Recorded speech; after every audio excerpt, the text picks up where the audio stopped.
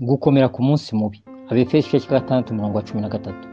Nuko rero mutware intwaro zose z'Imana kugira ngo mubashe gukomera ku munsi mubi, kandi murangije byose mubashe guhagarara mudatsinzwe. Mu gihe cy'intambara iminsi yose ntabwo imera kimwe. Hari iminsi urugamba rusa n'urugabanije ubukana, hakaba n'iminsi rukomera.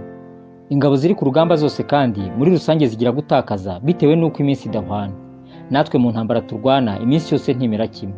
Hari ubwo twumva turi mu bihe byiza, turi mu ntsinzi ikomeye ku mwanzi wacu, hakaba n'iminsi tubona ko urugamba rutoroshye namba, tugasigara turinzwe n'ubuntu bw'Imana gusa, naho ubundi ku bwacu twenda kuneshwa rwose. Umwanzi turwana nawe amenyereye kurwana n'abantu kandi afite uburambe buruta kure cyane ubwacu. Azi kugenzura rero igihe abona cyoroshye cyo kudutera akaba yatunesha. Azi kumenya igihe turi mu ntege nke z'uburyo butandukanye ku buryo abasha kudutera bikatubera umunsi mubi.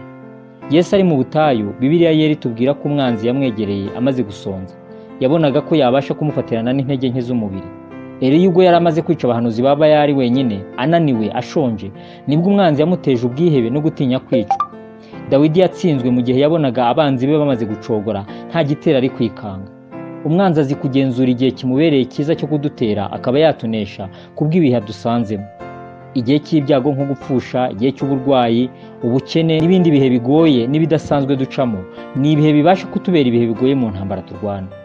Umwanzi rero azi kureba igihe kibasha kumubera cyiza, twe kikatubera kibi mu ntambara. Niyo mpamvu dukwiye guhora twambaye intwaro zose, tukaba twiteguye iteka kurwana. Iyo umuntu atewe intwaro umwanzi amusanganye ntizamurwanishije. Dukwiye guhora twambaye intwaro zose iminsi yose, kuko tutazi igishobora kuba cyatera umunsi mubi umwanzi akadutera tutiteguye.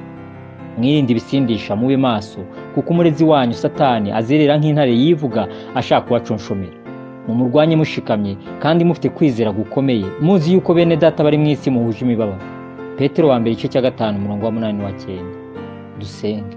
Mwami Yesu, ndagusaba ngo umpe guhora ndi maso, mbashe gukomera ku munsi mubi no guhagarara ndatsinzwe mu izina ryawe Yesu. Amen.